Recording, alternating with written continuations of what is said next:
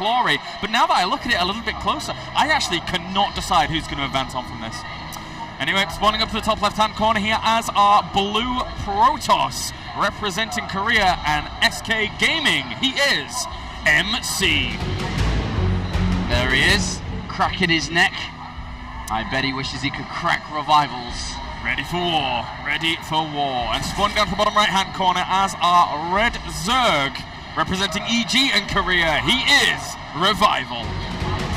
Second place from WCS America, where he did play, of course, against Liquid Hero in the Grand Finals. Kind of got destroyed. Yeah. But now is a new tournament, a fresh tournament, a new start for him to look towards a new final, look towards a potential championship here today. Yeah, MC here, now moving across the map after he's throwing his pylon down at the very front of his natural, so should be looking for that Forge Fast Expand or even that Nexus first, as the boss toss, he's more than content in going for these economical builds.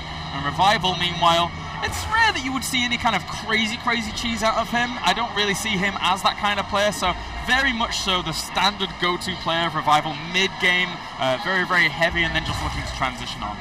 Yeah, I mean, Revivals are just an all-round complete player. He's Yeah. not weak in too many areas. I think he's just a decent, complete package.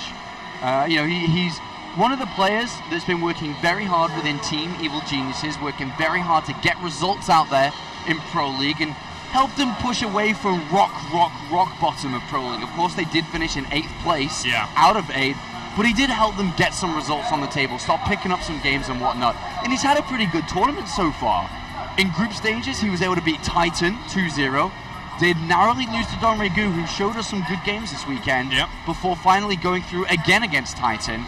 But in the quarterfinals is where we saw wow from Revival. It's the big result. Defeating Pult there 3-2 at the very end of the day. I was not expecting that. Pult looked phenomenal against Hyun, and then Revival to come along and take that victory. He is very strong here at this tournament. And Revival, you know, entered this tournament simply because of his WCS points, because of how well he's been performing in 2013 within the WCS America. So, you know, he's starting to get seeds because of how well he's doing recently.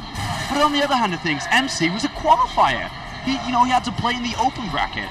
Yeah, he certainly was. He went through a good list of players there, and eventually, in the end, actually qualifying alongside Daisy. Daisy was the only player to actually defeat MC during that open qualifier run, and then from that point on, in group stages, going through Hero, then actually falling to, actually going through QXE as well. So, and then Jadon in the very end. So, Hero did defeat him in the very beginning, and he's still in contention, actually, as Hero for that top spot.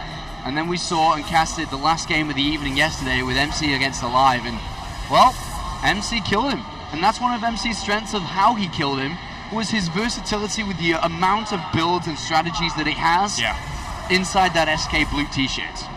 That's right. Well, we'll see now if he can actually defeat Revival and move on. If he could move on to the finals, that would be MC's biggest result for quite a while here. Not just winning the tournament, but actually just moving on to the finals would be fantastic for him.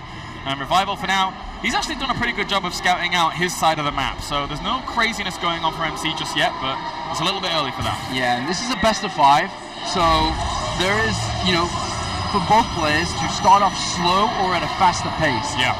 Depending on how they want to start the series, because when it comes to playing a best of 5, the kind of mental game that comes in can really differ depending on who you are. Do you like to start the game super aggressive and then slow down and go greedy? Or do you do vice versa? Do you open up greedy? Do you open up for a macro first game and then switch it up? Oh, Revival, very acute here about his positioning and watching of the minimap, as he does see that probe moving down here. But he did get confirmation of the third, so no denial. Will die in the end, though, to that Zergling. It should be able to get that last hit off, and there we go, just before it recharges those shields. And the Mothership calls on the way behind us for MC. So, very nice little opener here from MC. But what are you expecting? Are you expecting him to go into the macro focus here on Belshire Vestige? I think that he may look to take a third base soon. Yeah. The way that MC's been playing this tournament here, he hasn't been taking his gases on the natural, which again, is not been taken here. Which enables him to have a much higher of a mineral bank, because he's not using 6 probes to bring in gas from that natural. Which either suggests he's going to take a third base, which has been a common trend for MC. And he actually follows that up usually, as we see the probe moving down to do so, with a lot of gateways. And he does pressure from this quite fast. This is something which Revival needs to see early, And well, look at that. An Overlord already on the third base, and he already sees it. Exactly. I was kind of surprised by that. He was moving down with the Zealot to clear out a location, you know, if there were Zerglings down there or anything like that.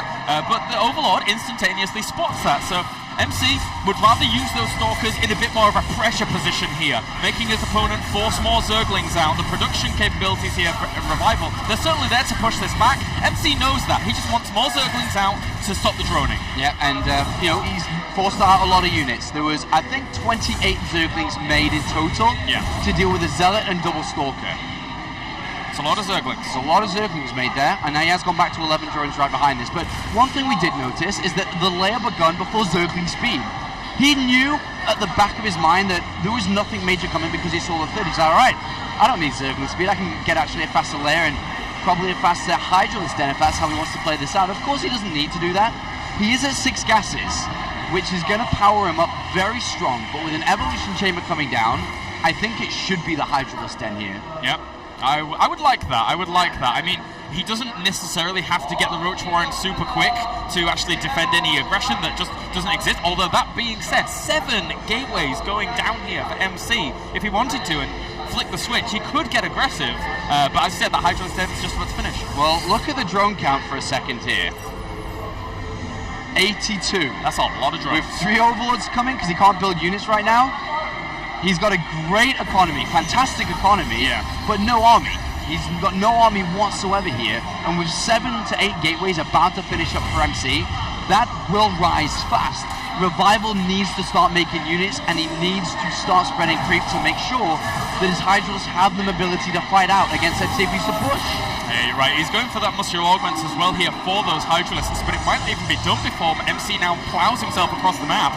4th base is going down for Revival as well, but MC deciding to take that right route here and move on straight towards Revival. He's getting out a lot of Hydralisks. I love Revival's position. Yeah. 82 drones, he hasn't been harassed.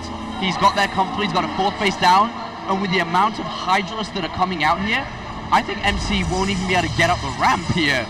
Like, I can't see anything that MC's doing, and he's now throwing down a Twilight Council. He's got no Robo, no Stargate. MC with his aggressive play. I can't even, like I said, I don't even think he's going to get up the ramp properly. Yeah, this is going to be hard for him. The powering potential that Revival has utilized in this game has been phenomenal, and right now MC here, he pokes up the ramp, he saw the Roaches, the Hydralisks and the Zerglings, and decides, I'm going to fall back for now. That amount of Hydralisks, kind of scary, but he does have a lot of force field, so if he were to place them correctly, he could do the damage, but he's just going to go for the scout for now. He knows his economy behind this is strong himself, so he doesn't have to kill him just yet. Yeah, he does spot the Spire there, and we could be seeing a lot of gas thrown into that, but upon it being spotted, I don't think we'll see Museless for a while. I think he'll stay on Link Hydra. He may even try to do a timing, because he knows that MC has a lot of gateway units out there. Yeah. Imagine when Hydra range finishes, Revival goes across the map. Oh, like now! Oh, he closes straight into that distance there with those sentries, and actually the force fields didn't do that much in the very beginning here, but good force field usage at the very end with that time warp as well, sealing off a lot of those Hydralisks at the back. Zerglings are only isolated right now, and they're going to die very, very quickly against those Zealots if he doesn't control them properly. Got a recall. Oh! Okay, good. Nice. He could have lost absolutely everything there, but now I think there's a big, big timing just to go mass Hydras. Where are Colossus? Yeah, they're nowhere. Nowhere to be seen. There are only Stalkers, Zealots, and Sentries. Right now, yes, there is Blink coming in to help out, but MC's building cannons. He knows that he's in trouble. Yeah. He spent all his money on a gateway army that did nothing. And now Revival has the opportunity to open up game 1 with a win. Let's see if he can move across the map to take care of that advantage. Yeah, that's a very, very strong Hydralisk army here. Revival now sitting at 34 Hydralisks here. Creep spread not that amazing, but the muscular augment's helping him quite considerably in terms of getting across the map, separating up his army as well. He wants to go for a big flank, but he has to be careful. If he does go for that kind of flanking position from 2 sides, with MC now supply blocks, the Sentry is going to try and cut up a little bit of that army, although he has to rendezvous everything together. Good force fields here, sealing off those Hydralisks, trying to deal with the links first. Not too bad. Hasn't lost anything yet. He hasn't lost anything. He's killed off a bunch of Zerglings. Good force fields there from MC. Zealot charge is coming in. If Zealot charge completes and Revival doesn't win a fight, then the Hydras actually can't retreat. But MC read this so well. He got the cannons in his main base after seeing the Spire, knowing that it was going to be a Mutalist tech switch. He has a few, but those Mutalists are going to start working on that Twilight Council that really, really wants those upgrades. Interestingly, getting charge over Blink. Did he already have Blink?